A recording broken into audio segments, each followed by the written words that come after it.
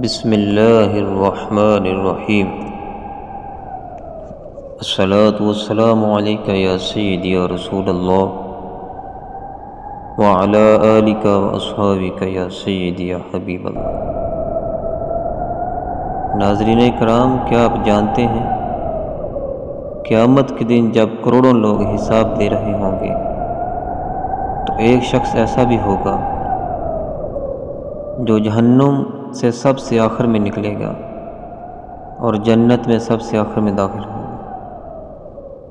لیکن اللہ تبارک و تعالی اس کے ساتھ جو معاملہ فرمائیں گے وہ سن کر عقل دنگ رہ جاتی ہے۔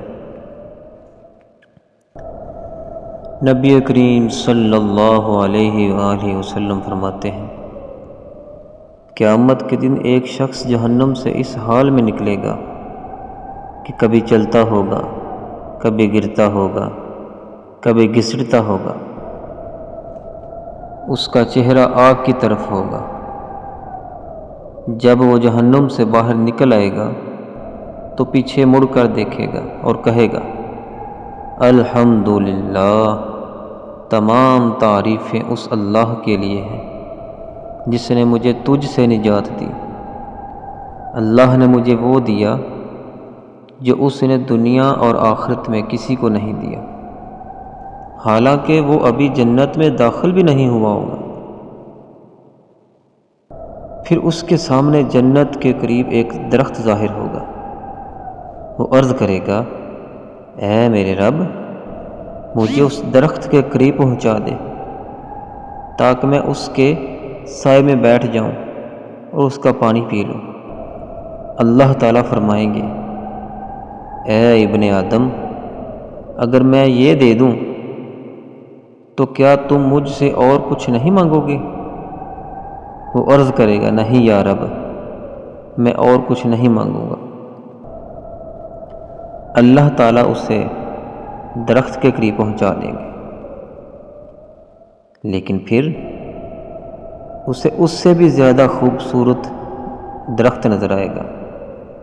وہ پھر عرض کرے گا، پھر وعدہ کرے گا اور پھر سوال کر بیٹھے گا۔ نبی کریم صلی اللہ علیہ وآلہ وسلم فرماتے ہیں، اللہ تعالیٰ اس پر مسکرا دیتے ہیں اور فرماتے ہیں، اے ابن آدم، تم وعدہ کرتے ہو اور پھر توڑ دیتے ہو، مگر اللہ پھر بھی عطا فرما دیتے ہیں، یہاں تک کہ وہ جنت کے دروازے تک پہنچ جاتا ہے۔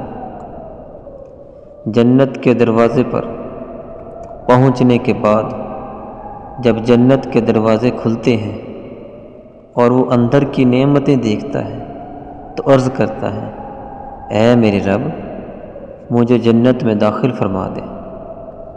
اللہ تعالیٰ فرماتے ہیں، جاؤ، جنت میں داخل ہو جاؤ۔ جب وہ جنت میں داخل ہوتا ہے تو اللہ تعالیٰ فرماتے ہیں، تمنا کرو، جو چاہو مانگو۔ وہ تمنائیں کرتا جاتا ہے یہاں تک کہ سب ختم ہو جاتی ہیں۔ تب اللہ تعالیٰ فرماتے ہیں، تمہیں دنیا اور اس کے 10 گنا عطا کیے جاتے ہیں۔ یہ سن کر وہ حیرت سے کہہ اٹھتا ہے، یا رب، کیا آپ مجھ سے مذاق فرما رہے ہیں؟ یہ بات بیان کرتے ہوئے نبی کریم صلی اللہ علیہ وسلم مسکرا دیے اور فرمایا، اللہ مذاق نہیں فرماتا، بلکہ وہ جو چاہتا ہے وہی کرتا ہے۔ یہ ہے میرے رب کی رحمت۔ اگر جہنم سے نکلنے والا سب سے آخری شخص بھی اتنی نعمتیں پا سکتا ہے تو بتاؤ اللہ کی رحمت سے مایوس کیسے ہوا جا سکتا ہے؟ اللہ ہمیں بھی جنت والوں میں شامل فرمائے، آمین۔ الصلاۃ والسلام علیک یا سیدی یا رسول اللہ وعلی آلک واصحابک یا سیدی یا حبیب اللہ۔